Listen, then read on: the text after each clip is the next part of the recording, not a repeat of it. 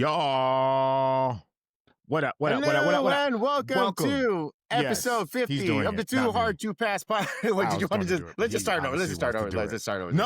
No. Just keep it going now. I was going to do it, but now you just started to do it. Hello and welcome to the podcast. No, go ahead, do it. Do it. This Don't is a stop great now. way to start episode 50 of the Too Hard to Pass podcast. I'm just saying, you do it. Yeah, man, we're episode 50. We did it. We did it. We did it. I am your co-host, Juan Martinez, and to my left or to my right, it's everybody's favorite Lakers pundit of the weekend is Jacques Slade.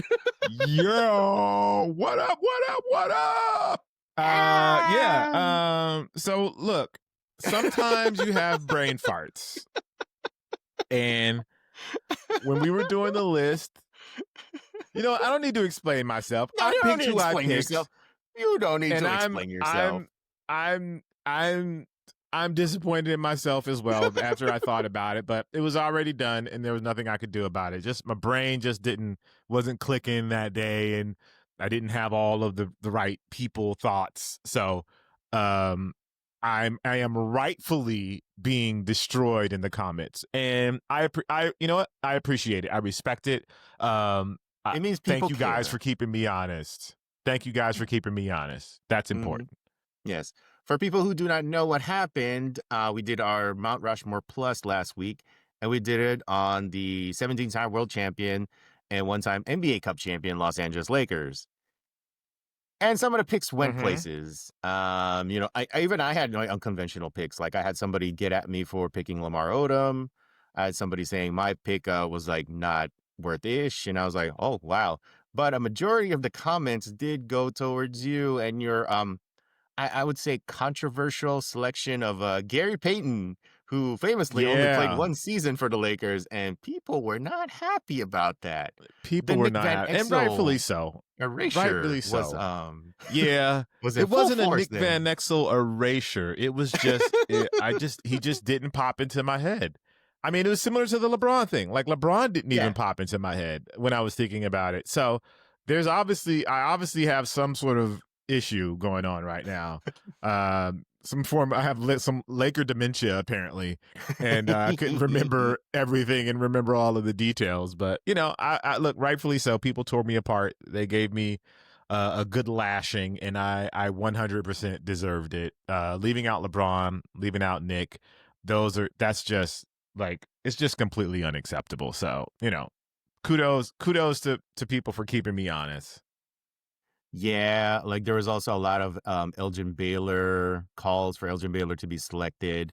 And my justification for that was I only went with players that I saw live at some point in my life, whether it was on TV or in person. So I kind of like, that was just my basis for my criteria for it.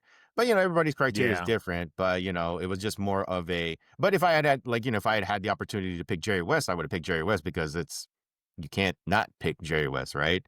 So yeah. But at the once I saw that list, it was just like, oh, okay, well, these are all players that I saw at some point in my life where I actually saw them play. So, that's how that worked out for me. But yeah, man, like it's all in good fun. Like it's all meant to be, jokes and stuff and whatever comes to your mind at the moment. And, it kind of reminds me of when Charles Barkley, they did this thing on TNT like all these years ago. And they did like an all-time NBA draft or something. And Chuck picked Allen Iverson with his first pick. And everybody was like, and he had I think he actually had the first overall pick. And obviously, if you have the first overall pick, you go with MJ, right? You go with MJ. Right. And Charles Barkley went with Allen Iverson, and everybody was shocked. It was like, wait, Chuck, what are you doing? What are you doing? Are you crazy or something like that? And so I would kind of chalk that up to, your Charles Barkley, Allen Iverson moment. Like, Jacques Slade now has a Gary Payton moment. And, it's not like GP did not represent in that 1 year he was a Laker. I'm not trying to justify it at all because it was just one season, but that's quite memorable. He had a lot of great Jordan PEs too. So maybe that's why that may have creeped up in your head too. So yeah, man, Gary Payton is nothing to sniff at, but I do understand why people were kind of upset that somebody like Nick Van Exel did not get picked. Like Laker legend, especially for people our age who grew up watching the Lake Show, that era, that brief era between Magic and then Shaq and Kobe showing up. Yeah, man, like Eddie. I mean, I'm sad I didn't get to pick Eddie Jones. I'm like that's the one I'm actually bummed out more than anything else is like Eddie Jones. The Eddie Jones erasure is something that I am sad about, but when Kobe's available, you got to go with Kobe. So Yeah, no doubt, no doubt, no doubt.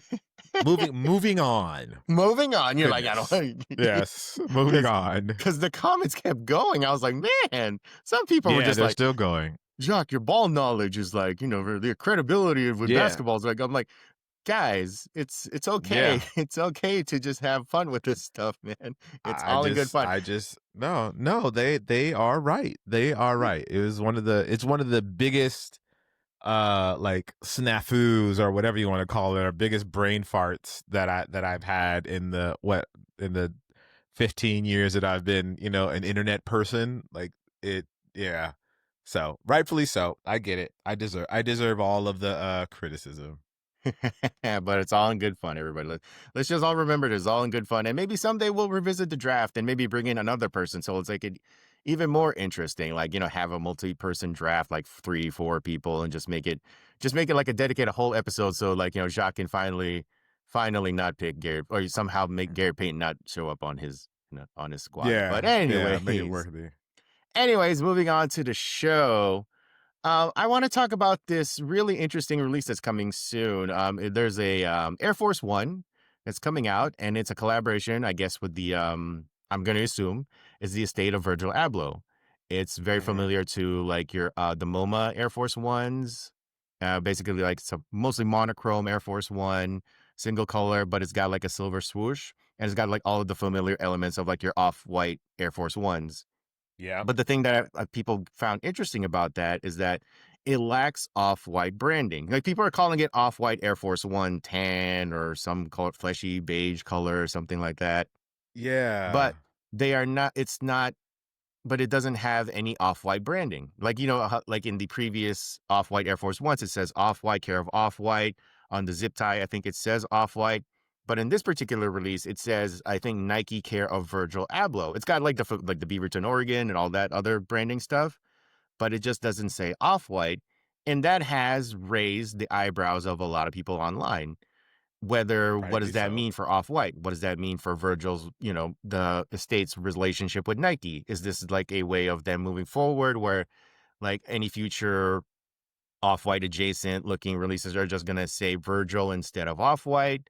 Has the off-white name been devalued through the years, or is Virgil like the Virgil name carries more weight now in 2025 than off-white?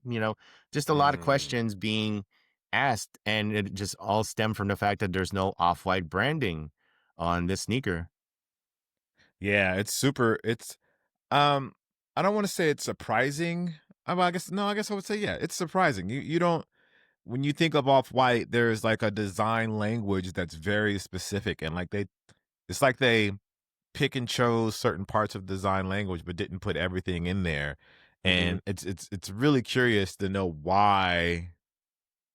Like, what is that? What do those words say exactly? Design. What do those words say exactly? Hold on, I'm gonna look it up.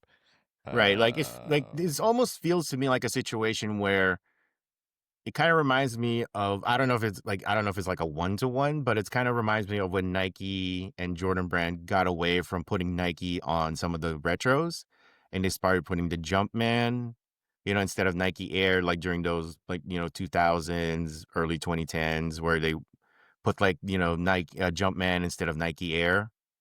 So is it like, they're Yeah, kind I of getting wonder. Hold away on, I have from a pair Nike, of getting the. away from the swoosh? So for people who are watching or only listening to this on the audio, Jacques is going through his archives right now and is pulling from his pair of off-white Air Forces. I have the Vapor Max Oh, here. okay, never mind. Not an Air Force, but it's an So off-white. So it's got the Vapor it just Max. says Okay. off white for Nike, Nike Air, Okay. Vapor Max, Beaverton, Oregon, USA, Care, created 2017. Okay. So I wonder Is the if it's because it says off white for Nike, mm-hmm. created 2017, if that's like that off white for Nike is like the Virgil, like his signature kind of thing. Mm-hmm. You know what I mean? Like almost like designed by Virgil. And Right. then this pair wasn't designed by Virgil. Oh, I don't think it is. I would assume it's not because it's been several Yeah. years since his passing. So I think Okay, so I that's think it says maybe like that's why something. they don't have that there. Yeah, yeah. So maybe I think it says it's like Nike Care of Virgil Abloh, I believe is what it says on some of the packaging, like so on the Oh, tissue it does paper on the still pack. say? It does say like Nike Care of Virgil Abloh, I believe is what it says on there. Let me look it up as well. So yeah, I think it's just an interesting change where I don't know. My assumption was like, is there some sort of break where like Nike feels like Off-White just doesn't have that same value anymore, and they feel like there's more value, or maybe like it's a combination of both. Virgil Estate and Off-White maybe thinking there should be a break between the two parties where they'll continue to use Virgil's name instead of using, yeah, because it says here Nike care of Virgil Abloh, and then Air Force One in quotes below, Beaverton, Oregon, and all that stuff. So it's different.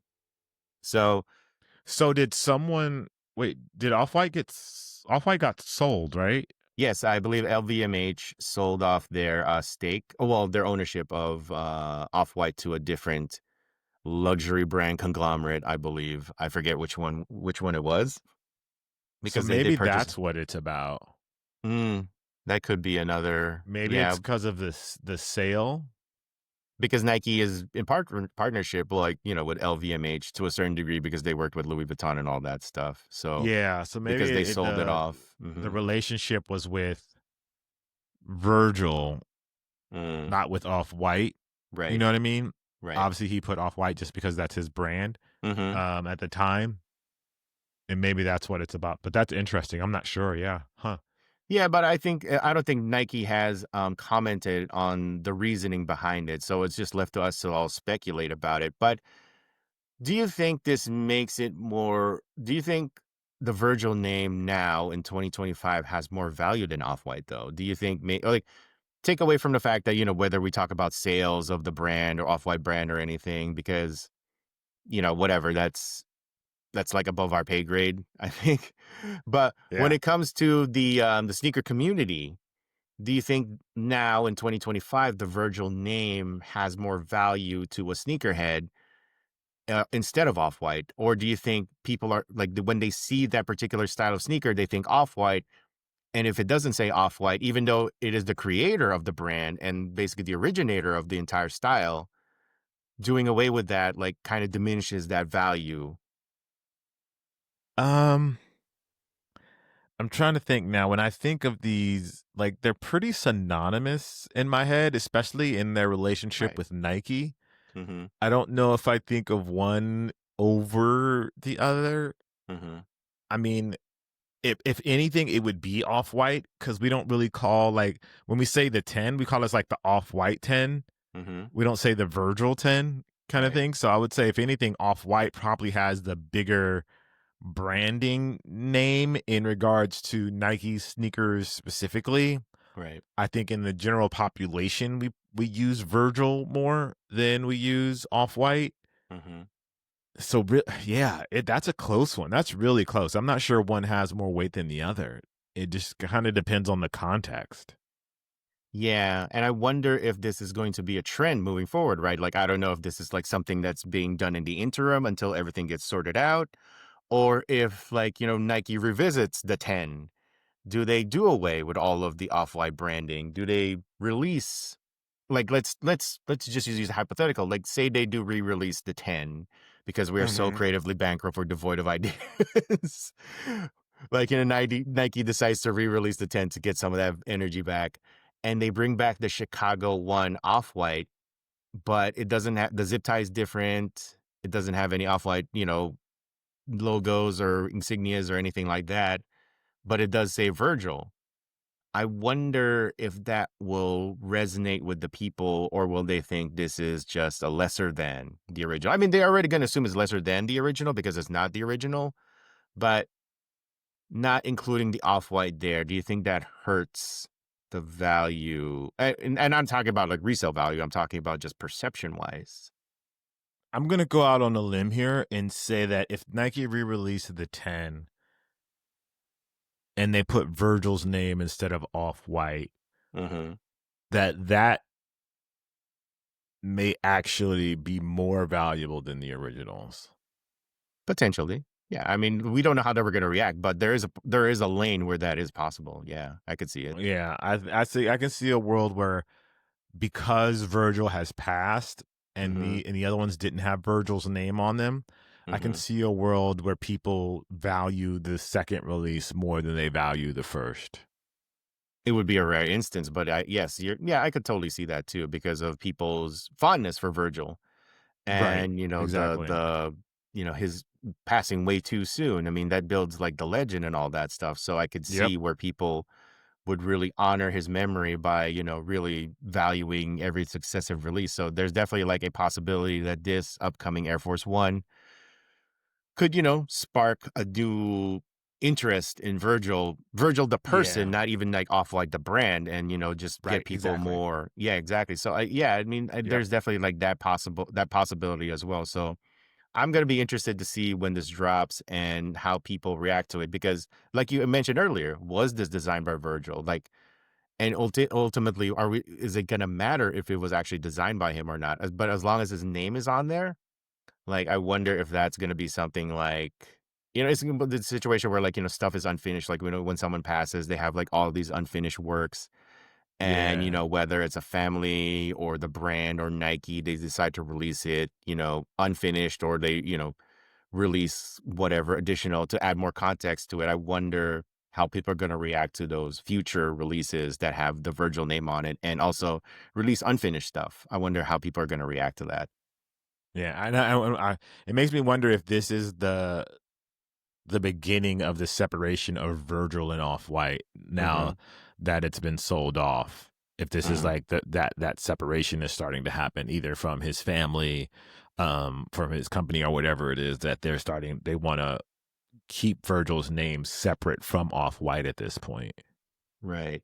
And I do notice it which too. would kind of devalue Off-White in a sense. I think so. Yeah. Because Off-White is Virgil and Virgil. Well, that's the thing is like maybe they are trying to separate it, right? Like, but people, when they see Off-White, they think of Virgil. But, as time Mm-hmm. passes and they know that Virgil did not have a hand in any of these designs or new releases, you know, it might not Yeah. matter with an Air Jordan, but it probably will matter for an Off-White sneaker that Virgil never Right. had a Yep. hand in. In So, designing, yeah. yeah. But if it's an Air Jordan 1, they know that Virgil did not design the Air Jordan 1, but he did, do work on it. So they understand like what they can expect from it. So I wonder, Yeah. yeah, no, it's gonna be interesting. I think this is it's like it's not really talked about a lot because, there's just so many things happening in the world, in the sneaker world and Right. everything. But I feel like Yes. once this thing releases and more people are aware that this is not your typical Off-White, because it's still being called Off-White Air Force One, even though there's no Off-White on it. So once people realize it's not an Off-White, it's a Virgil Abloh, I am Yeah, super I curious to think see just where. people assume. I think a lot of the Off-White stuff that's happening now. I think as people learn the name, people will stop using Off-White and start calling it Virgil. I think just right now, everyone's just so like just sees the premise of that design and like, oh yeah, it's an Mhm. Off-White, but not realizing that Nike's kind of switching it up and calling it Virgil. And in a way, that might be, as sad as it is, it's like the coolest possible outcome is Virgil Abloh's name just becomes synonymous with like, it's like its own brand, like a Ralph Lauren. Like, we talked Like about a this Ralph before. Lauren. Yeah, Yeah, we talked yeah. about this before. Like, we talk about like, Versace and like Ralph Lauren and like their name. Like, you don't really think about Ralph Lauren, the person, anymore. I don't even know, Nope. like, yeah, you don't think about Versace as the person anymore. You think of it as like the brand. And, Virgil sadly is no longer with us. And you wish this would have happened like 50 years from now, right? But it's Right. happening now. And Virgil Abloh is a name, it's a brand, and it's going to live on, And I think that actually low key might be like a very cool aspect of this is like Virgil, the name is just a brand that you associate with like good shit, you know? Yep. Yep. So I Yep. think, Yeah, that'd yeah, be dope. yeah, That would be dope. I would love that. I would yeah, love that yeah, for him. totally. Like, it just moves on and we get like is Virgil Abloh just the design? Like, it's like whether it's future stuff like apparel, gear, whatever, stores are just named Virgil Abloh instead of Off-White. I think that would be great. I think that would just be Yeah. like, it would be really cementing his legacy and really showing that, hey, a kid, like, someone who grew up, in this era became like a legend, like, those previous, like, because you never think Hmm. like our generation will ever have like this, like these brand names that become like synonymous, kind of like, like a Ralph Lauren or a Versace or like a Dior or whatever, Yeah. right? But Yeah. it's cool that like somebody from like our generation, our era is going to get to that point. Sadly, it's like, it's not like 50 years from now, but it's great that it's happening though.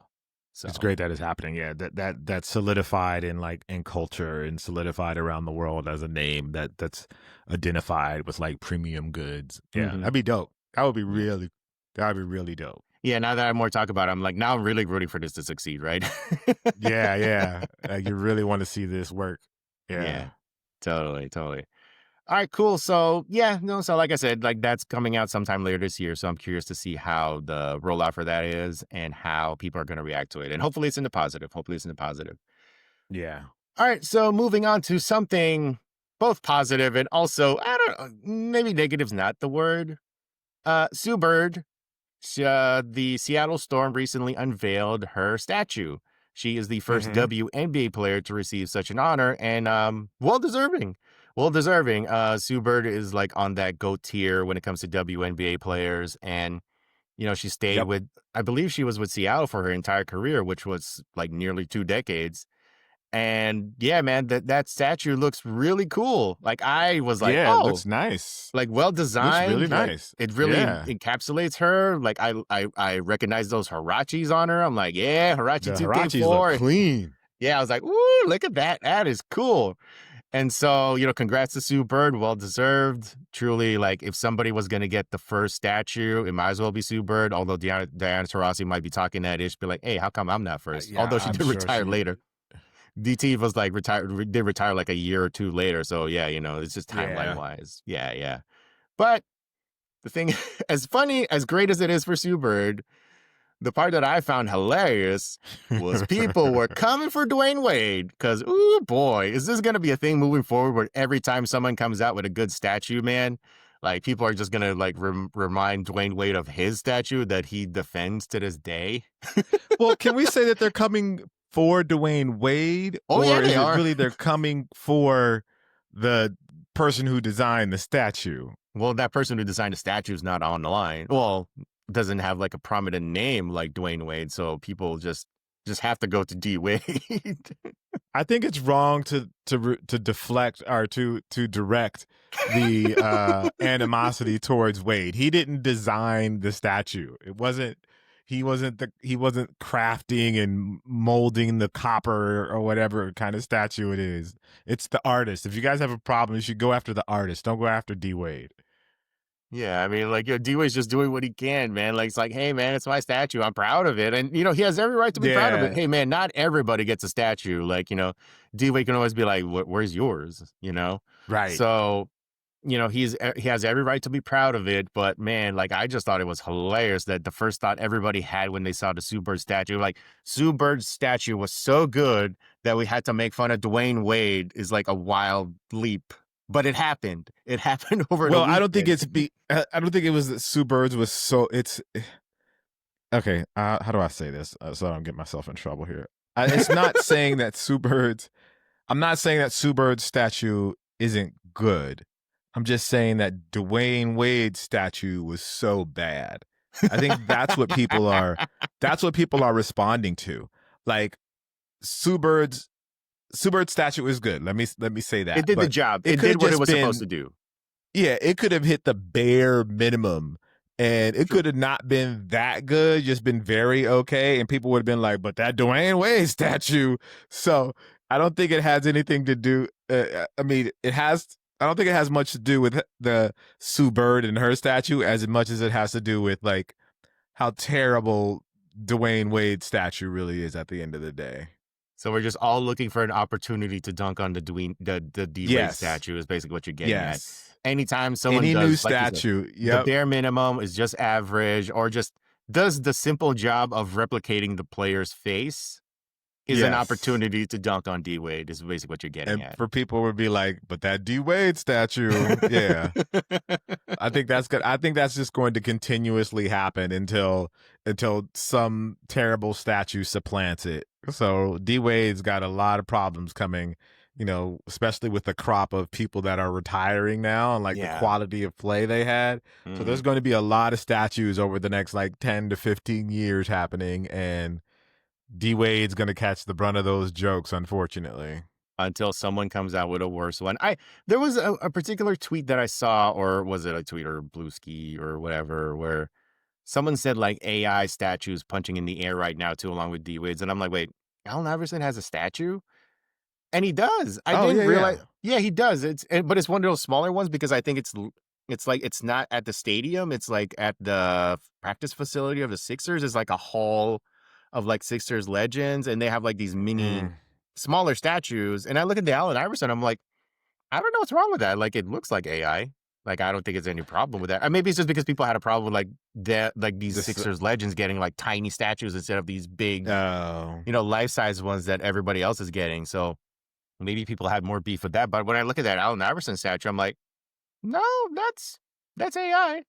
Like, I think it's that not right. Yeah, it's not. Yeah, I mean, I know I saw it and nothing stood out about it for me to be like, oh, that's terrible. So yeah, it can't be that bad. Like, I don't remember what it looks like exactly, but it wasn't something that I was like, that kind of thing. I didn't have that kind of reaction to it. It was kind of like, oh, okay, shout out to AI, he deserves it, kind of thing. So I don't know what they're talking about. Somebody's just maybe again because it's small, but whatever. Yeah, you don't. And I remember actually trying to defend a D Wade statue at the time, but as the year or so has passed since then, I'm like, yeah, you know what? It's not that great. I tried. Like, I was more like, oh, look at the pose. Like, the pose, it makes sense because D Wade's like my house and all that stuff. I get what they were going for. But then the more I look at it, I'm like, yo, that was not great, man. Yeah, like, just the face, like the pose and everything is great. Like, the moment that it highlights, all those things are great, but it's just that face is just like, who, like, if you don't know D Wade, you have no idea who that person is. Or even if you know D Wade and you just walk past that statue, you're not gonna go, oh, that's a D Wade statue. You're gonna be like, oh, I wonder what player that is. But yeah, man, like I just thought it was funny that everybody, like, their first thought was to go to D Wade as soon as they saw that super statue. And I guess you're right, because as the statue becomes like a career accomplishment that people want to check off their list, people are there's going to be expectations like, is so-and-so player going to get a statue? Is so-and-so player going to get a statue? And it's always going to be compared to the Dwyane Wade statue moving forward. Always. It's like, whether it's below, and D Wade, deep down, I'm sure he's probably hoping like someone comes out with something that's a little less than his, right? Yeah. Like, I'm gonna assume LeBron's gonna get a statue in Cleveland. Maybe he gets one in Miami. I'm pretty sure he's gonna get one in Cleveland. I don't think there's any doubt that he's gonna get one in Cleveland. Yeah, the Miami one is maybe a little, Miami. Yeah, I don't think he's gonna get one here in LA unless he wins another championship. I don't. Yeah, he would have to he had to put in some work to get one here. So definitely he's gonna get one in Cleveland. So I wonder, like, D Wade's gonna be at all of these ceremonies because he's buddies with all these guys, like the Banana Boat crew. Like, yep. Do you think Okay, here's an interesting one. Do you think Chris Paul gets one at Intuit Dome because he did come back? He was such a legend. Do you think Chris Paul gets? Regardless of whatever happens within the next, I don't think I think because they didn't win a championship, I don't think he's going to get one. Right. Okay. Unfortunately. Fair. No, that's fair. No, that's fair. That's fair. But I was just wondering, like, where if because I'm thinking about the Banana Boat crew, right? LeBron's definitely going to get a statue. Melo's never getting a statue anyway, sadly. No. Unfortunately. But Chris Paul, I could see a world where the Clippers do honor him with a statue. And I'm wondering if D-Wade's going to be there at the ceremony, like, please let it be bad. Please let it be bad. Please let it be bad. Please let it be bad. Please let it be terrible. Please let it be terrible. Like, he's definitely, like, I could see D-Wade being at the LeBron statue unveiling, and he's going to be the same way. Like, he's going to be happy, smiling and everything, but, like, in the deep recesses of his mind, he's going to be, please be bad. Please be bad. Please be bad. Please be bad. Please be bad. They would not do LeBron like that. No. I think LeBron. First of all, LeBron's not gonna let that happen. He's gonna make sure his statue is meme proof. If anybody, Yep, his whole team, Mav, all those guys, they are all gonna make sure there's no way you can make a meme out of this statue. Right. There's no way. And somewhere D Wade is like, please let it be bad. Please let it be. From like poor D Wade. Unfortunately, it's not gonna. D Wade's gonna be like, can I be in the design meeting? Can I be a part of this? Can I be? Can I just? Can I help? Can I help? And help make it worse. And most people would be like, no. Like, right? As soon as they see, already had your chance at making a trophy. As soon as they see D Wade's like phone number on the phone, nope, block. Go to voicemail. Go to voicemail. Sorry, nope, you are not, bro. You are not allowed. Nah, fam. Oh man. As much as we'd love to let you help, we just can't. No, it's not gonna work out. It's not gonna work out this time, bro. It's okay. It's okay. But you have a statue, so again, nothing to be ashamed of. Is that him? Oh, I was trying. See, there you go. See, here I am again, trying to make D Wade feel better, and then you're like, does he though? Like, are you sure? Is that D Wade? Is it? But he can't do a redo. Like, I don't know if if someone he was offered a chance to do a redo. Do you think he would take it? You gotta do a redo. Please do a redo. Oh my God. Just be like, yes, I absolutely will do a redo. I absolutely will. Wild. Absolutely will. Wild. I don't know, man. Like, you gotta, like, at this point, I feel like D Wade is just doubling down now and just be like, man, my statue's good. Like, it's almost. No, he won't do that. He won't do that. He knows better. I think he'll acknowledge the statue, but he won't be like, my statue is good. Like, he knows better than to be like, my statue is dope. No one's going to believe that. No one's going to. Oh, man. Anyways, congrats to Sue Bird. That's a really dope looking statue. Congrats to Sue Bird on there. Yeah. Yeah. It's just that everybody with the bird on them. That's dope. Yeah. It's just that everybody just decided to focus their energies on someone's basically, thankfully, like, Sue Bird's statue is cool, or else people would be making fun of her statue. So at least that, like, everybody has to cross that threshold of like not memeable statue, not a joke statue. Not memeable. Yeah, and that's the criteria. If you're gonna be one of the few who gets a statue, the only thing that should be on the design doc is like not memeable. Yeah, like not or like make my face look like me. Like make my face look like me. Exactly. All right, moving on to our next topic, Jacques. So there's an Air Jordan 5 that's dropping in a couple weeks that I am very much looking forward to.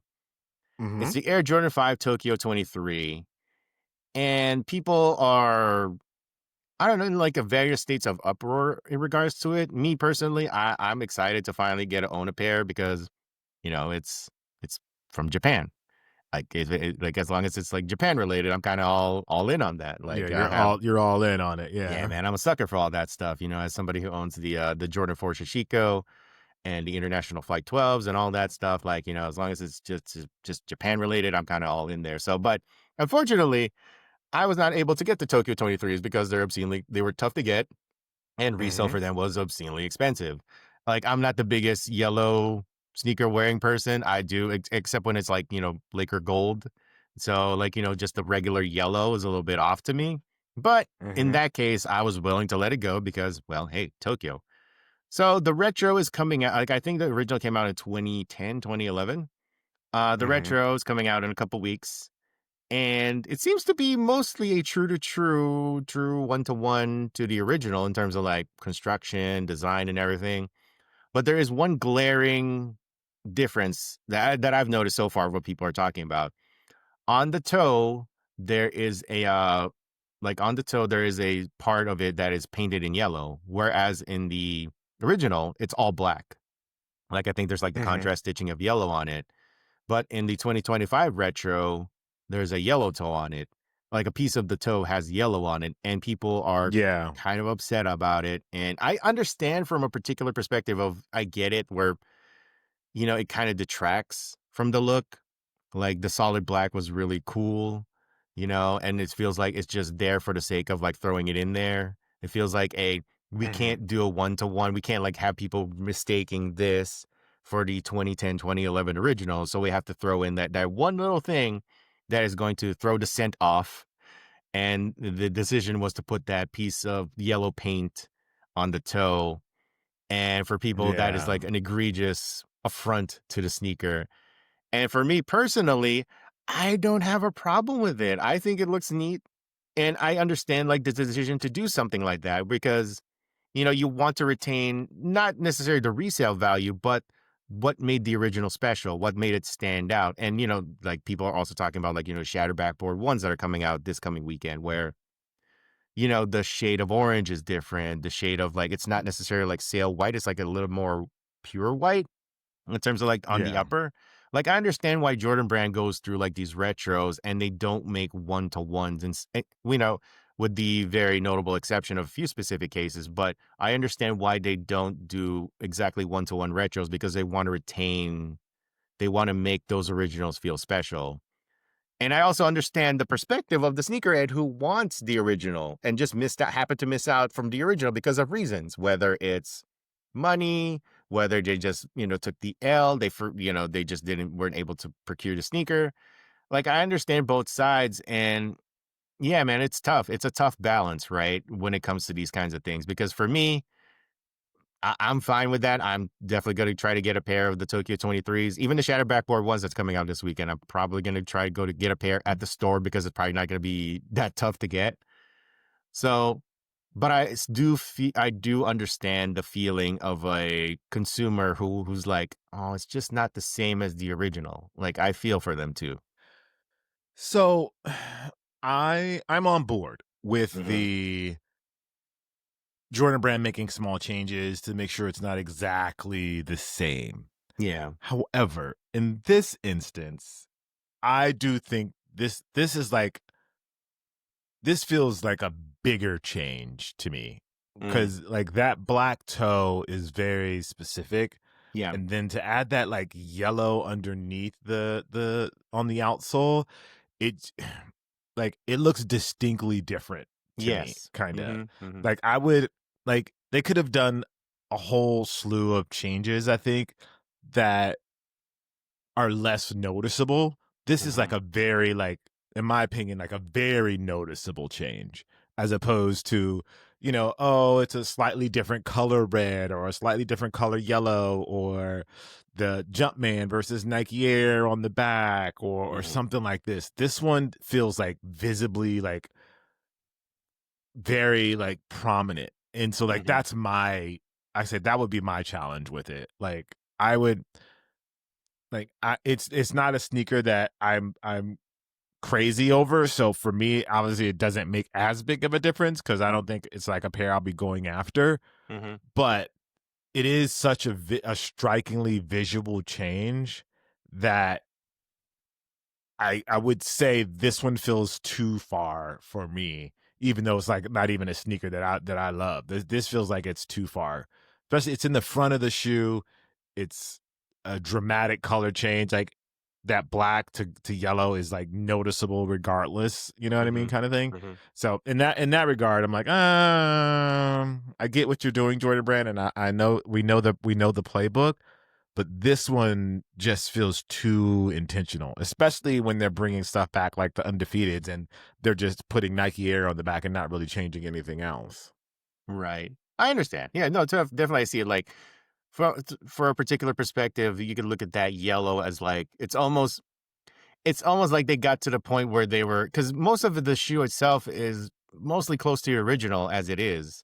If you had put that black toe and just retained that, it like people would maybe have a hard time distinguishing between the two.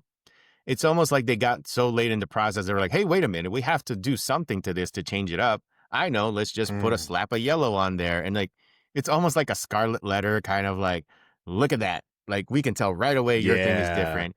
Like, if they had done material changes, like, maybe change the material on the collar or like the lining or something like that, which they've done before. Like, they've done Yep. retros where the changes were mostly to, stuff that people don't always notice right away. It's just that with this one, because of the legendary status of the sneaker and the fact that it's yellow, that's the other thing, right? Is because Yeah. it's so bright yellow. If it was the Tokyo 23 was black and blue, and if they had come out with, the retro had that slap of blue, it might not be that obvious. Like, depending on the shade of blue, it might not be that super obvious. But because it's yellow and it stands out, it pops so much in contrast to that black toe. It's almost like it's not a joke. Like, for me, like I said, for me personally, I don't care. Like, just because I want those, but I can definitely feel the perspective of somebody who wanted the originals and wanted that same feeling. But we'll always look at that yellow and be like, man, I don't. I mean, there's a lot of solutions, obviously. Like, you could paint it yourself, you could do whatever, right? But not a lot of people are going to do that. Not a lot of people are going to bother to do that. So for them, they're always going to have this in the back of their mind. Man, I have the D Wade statue of Jordan 5 Tokyo 23s. Mm-hmm. Yeah. That's and that's what you call a callback. Yeah, that stripe of yellow just feels egregious to me. Like, I'm not one of those people who be like, oh, the toe box is shaped different, or oh, this is so crazy, they changed this or they changed that little thing. But this, it just feels like, oh man, like what? Like, it's rude. It's almost like that's rude. It's like, that's rude. That's a rude change. Yeah, I get it. I obviously I totally get it. Like, for me, it's like, funny enough, if this means like I'm not gonna have a problem picking this up, I'd be like, want to put some more yellow in other parts of the toe? Go right ahead, guys. Like, for me, it's never gonna be it. Yeah, I'd be like, if this means I don't have to fight for it, I don't have to like take an L on sneakers, I can just go to like a Foot Locker or a Nike store and just go get this. Do what you want, guys. I'm all for it. Like, I get that. I get that perspective too. I get that perspective too. Yeah, like, I'm sure there would be other sneakers that would come out that were, retros of other great originals that I would look at and be like, I'm not feeling that. Like, there's definitely situations where I would feel that way, but in this specific case, nah, I'm cool with it. But yes, I do feel for those fans who are like, man, I waited 15 years for this, and y'all just gonna like it's like putting a blue dot or like a yellow dot on my face. It's like, you're never gonna forget it. So yeah, it is. But it's fine. Like I said, I'm looking forward to it. Yeah, I'm looking forward to that 200. Just justifying it in your brain, like, oh, it's fine. I don't care. Yeah. No, this is not one of no. I'm not. Like, I'm okay. I'm all right. I'll be fine. I'm not like, everything's fine. Everything's fine. Did I just sound like that at the end?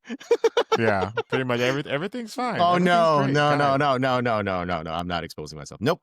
I'm totally fine. It's great. All right, Jacques. So, moving on to our next thing. I think we should just go through this really quick because I'm not really, I don't know, man. Like, it's an interesting quote, I would say, just because I haven't really thought about it too much. But Ronnie Feig, he was being interviewed because they were talking about their latest collab with Kith, collab with Wallaby, Wallaby, Clarks and Adidas and all that stuff. He got a big collection coming out soon. I even saw like some Wallabies that had like the 4D tooling on there, which I thought was interesting. But the Complex was talking to Ronnie, and he said something that I thought was kind of made me raise the eyebrow a little bit. He said that 2025 was the best year for sneakers, and it didn't really offer that much context besides, Kith probably, has had a great year. But to say that 2025 is the best year for sneakers is interesting to a certain degree, because whenever someone says like X year is the best year of sneakers, I'm like, was it though? Because I feel like every new year is the best year because you have access to the old stuff. Like, it's always like when someone says like, like I like when someone says like was in video games when someone says 1998 was the best year for video games because Zelda Ocarina of Time came out then, Metal Gear Solid came out that year.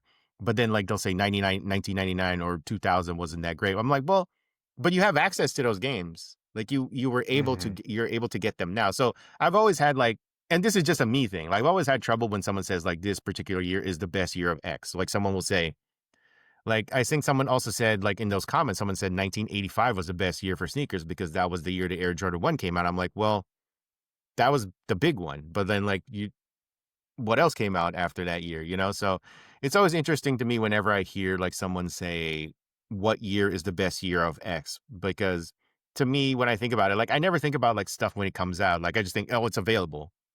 Like stuff is Yeah. just available now from the past. Like I always put all of those sneakers that are available to me in it. And it's just like it's there.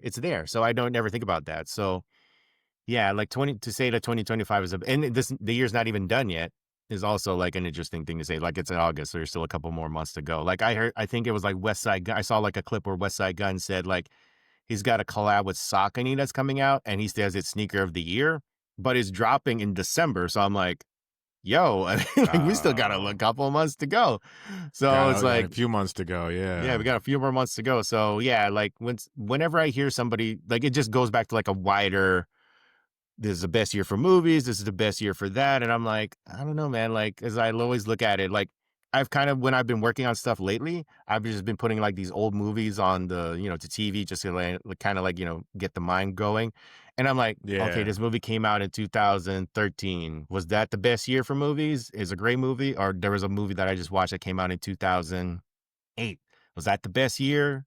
I don't know. I don't care. And I don't Yeah. even think about it anymore because everything's in HD. So, Yeah. Yeah. That too. That part. yeah. So yeah, like Yeah. I mean, whenever saying, I get what Ronnie is saying. Well, I shouldn't say that. I can, from my perspective, when I hear Ronnie say something like that, it makes me think of a couple things. One, access to sneakers and the variety of sneakers that are available to us today that are dope. So I think for years past, there were a lot of options there, but they weren't really like viable options, I would say. We could get some stuff here and there, but I think now the variety has hit an inflection point where mhm, everyone kind of has access to like New Balance and Saucony and Asics and Solomon and Brooks. Like mhm, all of these brands are kind of opening up, and we have access to those, which makes, in my mind, what Ronnie said true.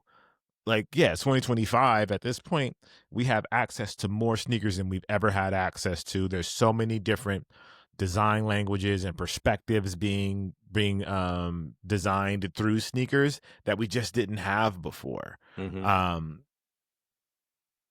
Now, if someone says like 1985 is the best year, that I just can't agree with. I get what they're trying to say. right. I would say 1985, maybe, okay, that's birthright, sneakers birthright, sneakerhead Sure, fandom birthright year, sure, as sure, sure. opposed to the best year. I don't know if it can be the the best year. Mhm, I think a lot of, nostalgia obviously plays a lot in these conversations yeah, of what is the best. And then you also have the benefit of, of the past to kind of go through everything and be like, oh, okay, yeah, this and this to kind of judge it. So I'm not sure 2025 is the best year in sneakers so far. I feel like there were some great years in between like 2010 and 2020, yeah, but I understand how someone could think that about this year, considering all the things that we've seen and how much the space has grown in terms of diversity. yeah. So, and you're right with the variety part. Like, there's just so much access now.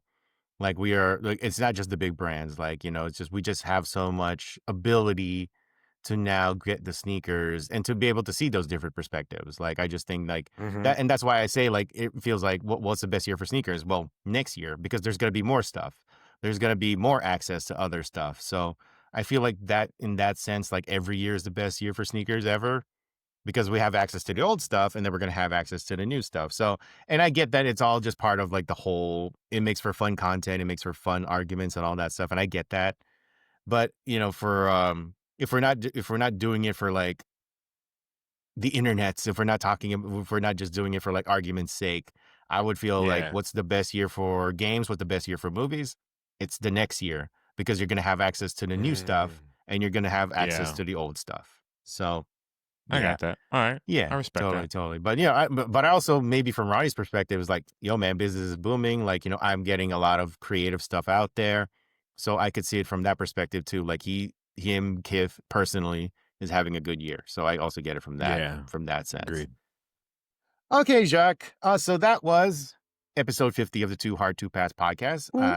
Great episode. But before we go, it's time for everybody. Well, maybe not the Lakers fans' favorite segment. We'll make up for it someday. It's Sneaker Mount Rushmore Plus time. Yeah. Guess who's the Zach? Isn't that Scarface? Yeah, Scarface. Yeah, Scarface. Okay. Only I'm saying he was on Club Shay Shay. So no. Oh yeah. He was on Club Shay Shay. Yeah, that was cool. Like when you heard Bizak, I was like, nope, that's Scarface. All right, cool. So for today's Sneaker Mount Rushmore Plus, we're not going to do sneakers. I feel bad. Maybe I feel like I take responsibility for how Jacques was treated in Mount Rushmore last week. I could have done a better job.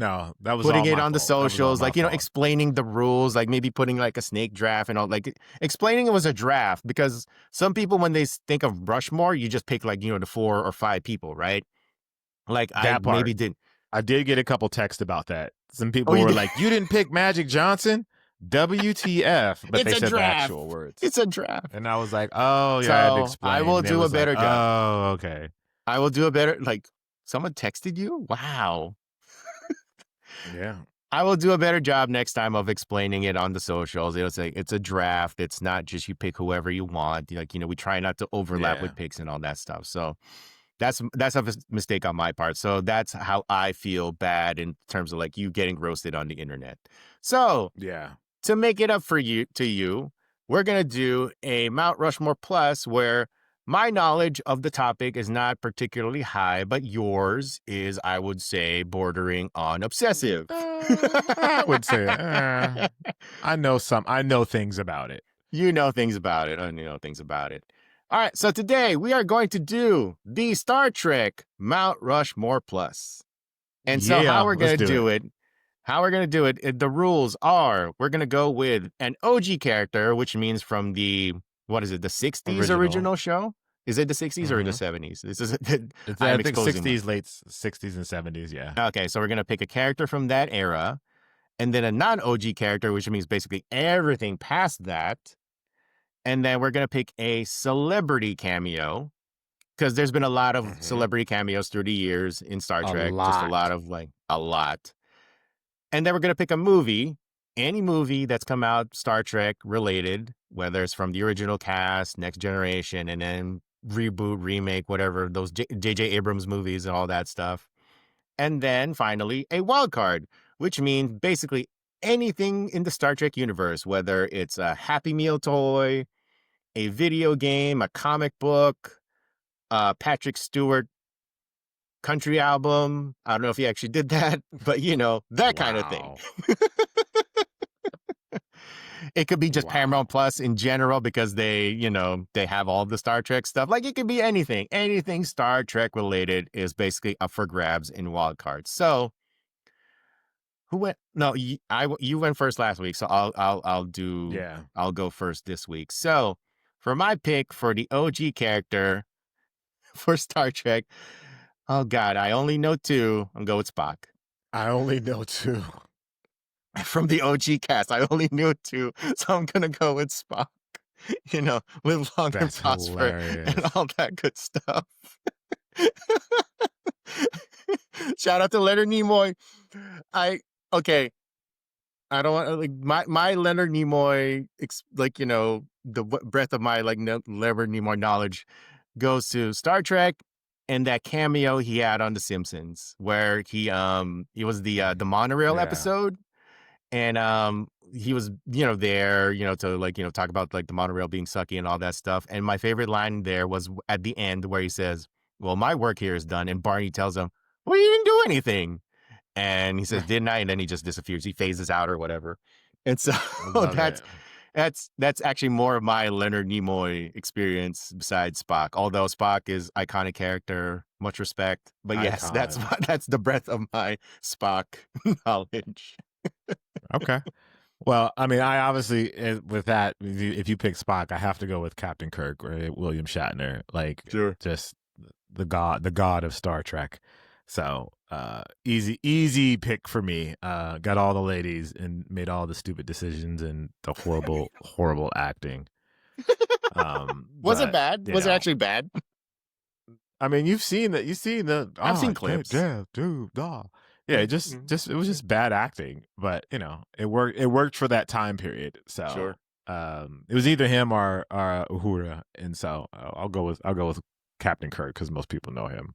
Yes, of course. And then so a non OG character, I'm gonna go with another captain, Captain Burnham from the latest Star Trek Discovery. Ooh, It's the no latest idea. series that was on Paramount Plus. Mm-hmm. Just really cool, like a modern take on Star Trek, kind of felt like. Okay. So I really enjoyed it. I enjoyed it. I enjoyed that a lot. I've actually watched it through. I mean, actually, well, I watched a lot of Star Trek through a couple of times. So I've watched Oh. Discovery twice, and it's recent as opposed to like Voyager and Next Generation. I watched those after the fact, years later, but Discovery Mm-hmm. I watched like within like, As it was happening. a year or so of it Oh, okay. happening. So yeah. Cool. So I'll go with Is that. that I'll go something? Captain So Burnham. for someone who's a Star Trek ignorant, is Discovery like a good jumping off point for somebody who's like, for someone like me To who doesn't really? start, Yeah. Like, do you think like Discovery would be a good starting point for someone who doesn't really know a lot about Star Trek? Or should I go back? no, I think here's the weird thing. So it's kind of like comics where there's like references to old things that happened Mm-hmm. and characters that pop up Right. that were in older episodes. So you almost have to you got to kind of start with Next Generation, and then Ooh. like Next Generation, Voyager, Deep Space Nine, and then you can probably watch like Discovery, just because there's so many references, and then like the characters in Discovery are like they're the characters from earlier years, like Mm-hmm. Spock and Captain Pike, and like a bunch of people are in that are like the pre. It's almost it's tough. I would say start with Next Generation. Discovery, you could start with Discovery and like you see the beginning, but the challenge that I have with that is because Discovery looks so much better. Like it's in 4K, the graphics are so much better. Everything is just like everything is better as far as the experience of watching it goes. Whereas with Next Generation, you get to see all the old shit and all the old terrible graphics and all that stuff. And so you get to kind of see the show mature with time as opposed to watching Discovery and it's like this great thing and you see the early lives of a lot of these characters. But then you go back to Next Generation where these characters are older, but you're like, why does it look so crappy? Like it's just So it's hard in that regard. Yeah. Got it. Yeah. No. Totally. Makes sense. Yeah. There might be too much homework. Like I couldn't just like hop on a YouTube and like just watch an explainer video and then hop into like Discovery, huh? It seems like there's too much.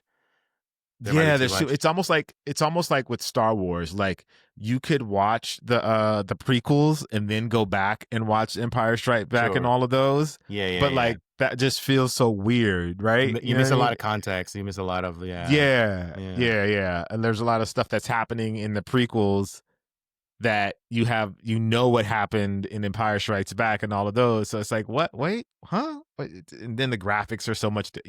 So it's that kind of thing. Mm-hmm. Totally understood. Yeah.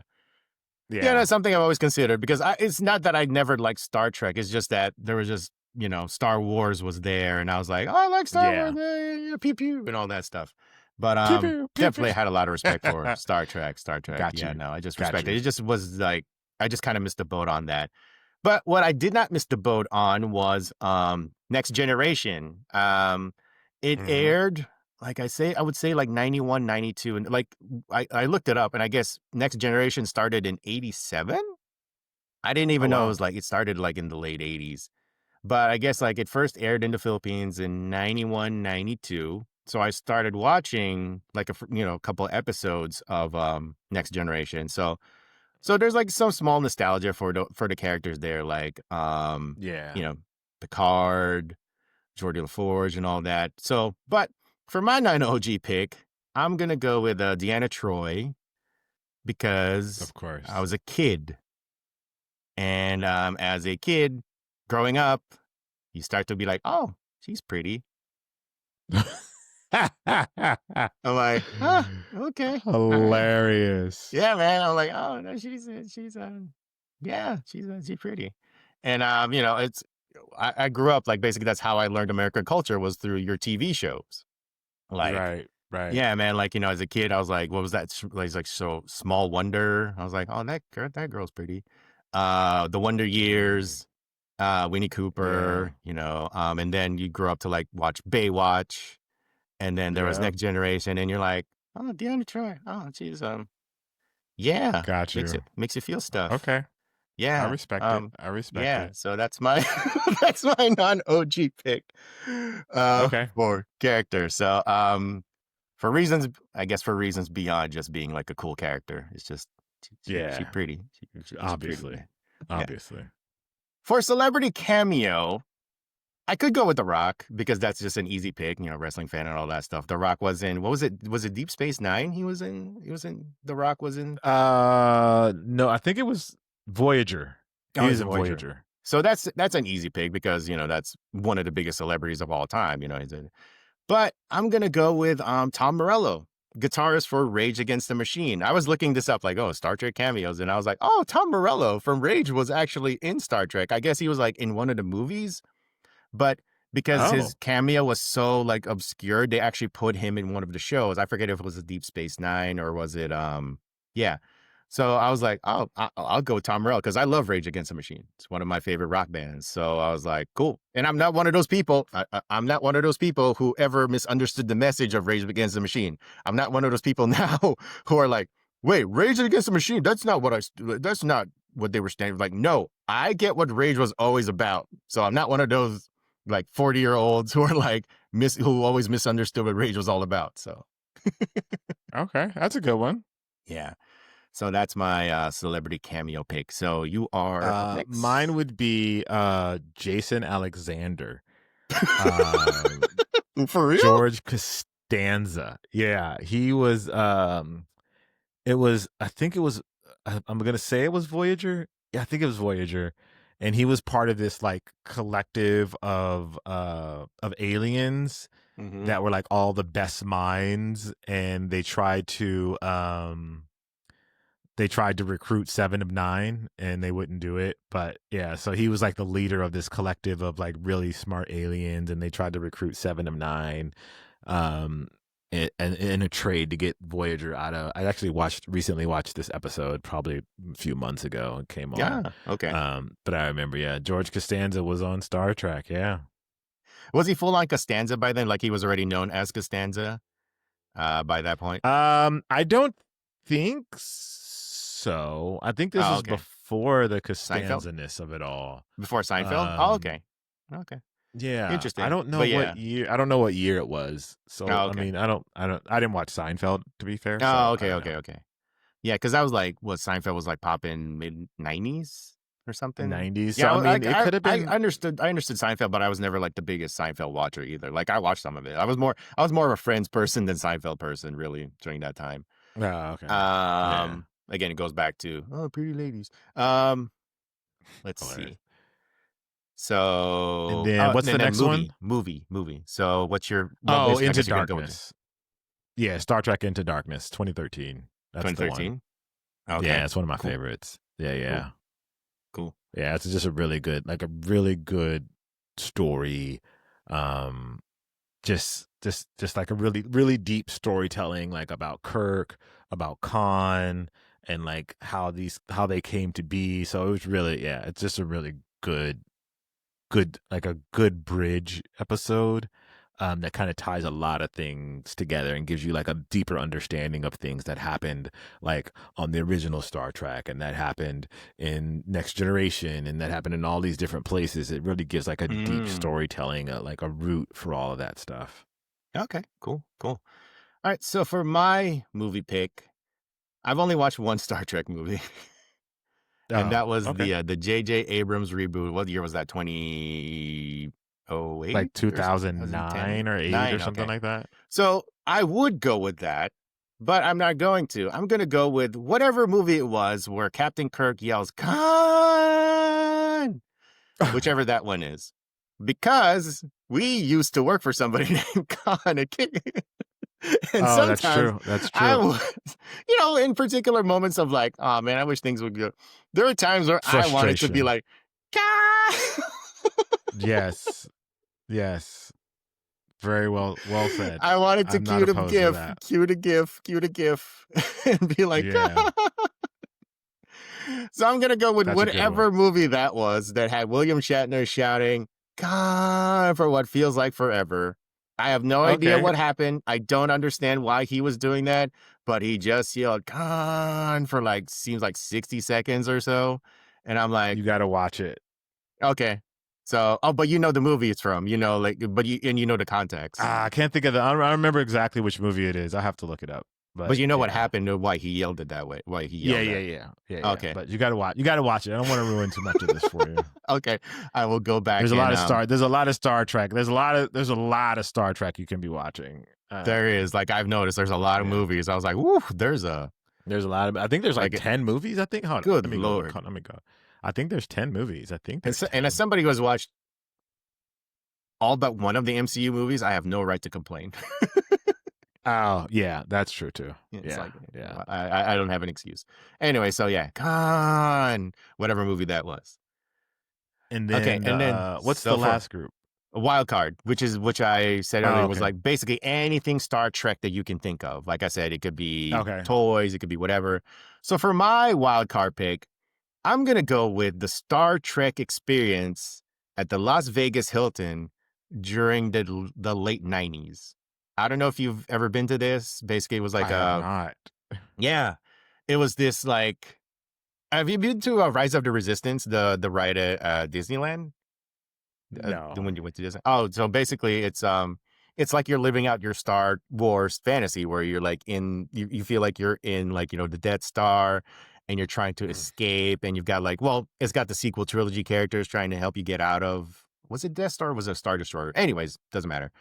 But you're being shuffled through like hordes of like stormtroopers, and you're going through like the AT-ATs, and you're just blown away by like these sets that are like, how much money did Disney spend on this thing, right? But it turns out, because I actually did this when I was younger, but I have like zero, like not a lot of memories behind it because it was so like in the like the early like late 90s, so like my memory's kind of blurred about it. And like I said, I didn't really know a lot of Star Trek, so we did this. I don't know what year was it, like 97, 98.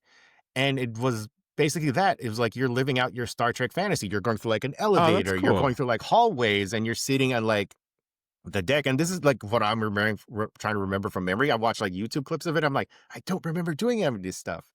But it's like you're living out your Star Trek fantasy of like being on the ship, and you're sitting down on the thing, and you're talking to what seems like crew members of whatever Star Trek ship that was, and you get to kind of do some of the stuff and watch like simulations. It's kind of like maybe you're like in a thing, and you're like the ground is shaking, and you got like sounds going through like whoosh whoosh and all that stuff. Oh, that's cool. And like that's I said, cool. I watch YouTube videos of this, and I'm like, I don't remember any of this stuff. Like I have vague memories of it, like. Because, like when you're young, you kind of just like go through like, I was more concerned with going to like the arcades in Vegas when I was that age.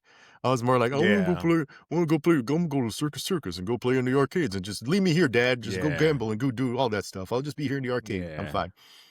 But yeah, no, the Star Trek experience in the Vegas Hilton. I don't think it's around anymore, but they do have like remnants of it like at the hotel. I don't even Remnants. think it's a hell. Yeah, like there's like pieces of like the displays and stuff.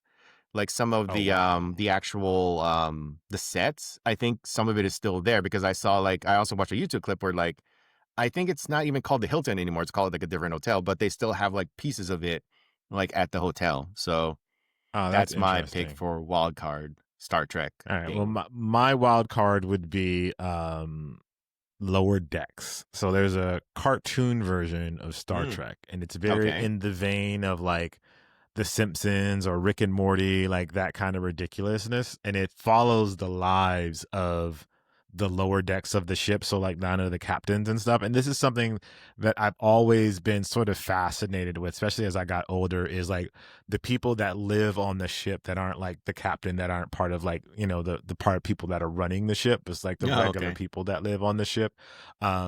Even though lower decks is still like ensigns, so they still have something to do with running the ship, but it gives like a different story of Star Trek. It's not from the perspective of the captain or the chief medical officer or any of those kind of thing. It's from like Hmm. the people trying to make it on the ship. So it's really cool. It's a really interesting look, and it's something that I've always kind of been really curious about, like the lives of these people. And they'll be like, "Oh, there's damage on deck 5. Like 15 people died." And you're like, "Who were those 15 people?" Kind of thing. Sure. Like this. That's Oh, kind of is I it a feel where I feel serious like. show? Is it like, they actually like show you like, oh, No, is it no, like, no. It's very like cartoony. It's very cartoony. They oh, go on okay, okay. missions just like everybody else, and like there's ties with like the captain and all those people, but it's more focused on like the non like primary people on the ship. So it's very interesting take on Star Trek to me. So yeah, that's my wild card.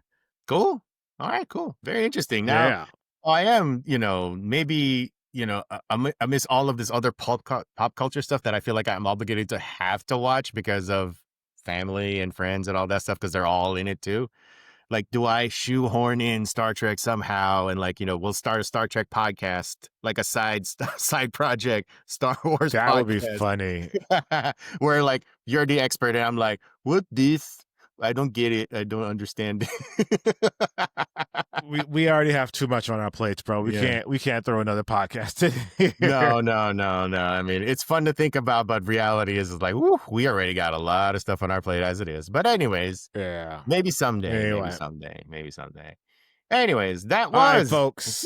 episode 50 of the Too Hard to Pass podcast. Thank you for everybody who has watched, listened, commented, especially made fun of Jacques' Mount Rushmore. Yeah, That was my Laker wild. picks. I get it. That But yeah, was well deserved. Well dang. deserved. And I appreciate y'all being honest enough to tell me, nah, bruh. So I appreciate It y'all. just means they Anyway. care. It just means they Yeah, care. that's not all. It just means they care. Yes. Anyway, thank you guys for watching / listening. If you're watching and or listening, or if you're listening and or what, thank you is just basically what I'm trying to say. Make sure you leave us a comment. Make sure you leave us a review. Let us know that we're doing really good things here and that you guys are enjoying the show. I am Jacques Slade. That's Juan. If you want to Knocking email on the us, it's door. toohardtopasspodcast@gmail.com. Toohardtopasspodcast number 2. We appreciate you guys, and we'll see or talk to you next time. All right. Peace. We out. Peace.